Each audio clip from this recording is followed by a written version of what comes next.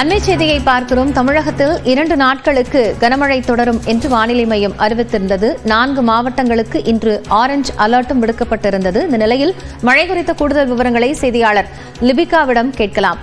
லிபிகா, இப்போ பெய்யக்கூடிய இந்த மிதமான மழை அப்படிங்கிறது மிக கனமழையா மாற வாய்ப்பு இருப்பதாக சொல்லப்பட்டிருக்கு. என்ன காரணம்? காயத்ரி, தமிழக கடலோர பகுதிகளை ஒட்டிய தென்மேற்கு வங்கக்கடல் பகுதிகளின் மேல் ஒரு வளிமண்டல கீழடுக்கு சுழற்சி என்பது நிலவு வருகிறது. இதன் காரணமாக தமிழகத்தில் இன்றைய தினம் தென் மாவட்டங்களுக்கு மிக கனமழைக்கான எச்சரிக்கை என்பது கொடுக்கப்பட்டிருக்கின்றது.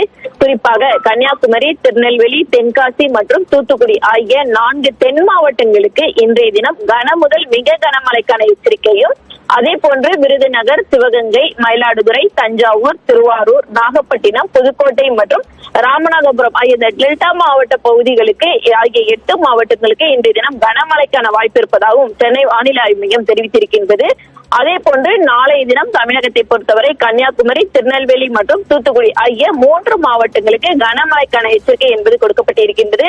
தென் மாவட்டங்களுக்கு இன்றைய தினம் மிக கனமழைக்கான எச்சரிக்கை என்பது கொடுக்கப்பட்டிருக்கக்கூடிய நிலையில் நாளை மிக கனமழையிலிருந்து குறைந்து கனமழைக்கு மட்டுமே வாய்ப்பு என்பது இருப்பதாக தற்போது தெரிவிக்கப்பட்டிருக்கின்றது.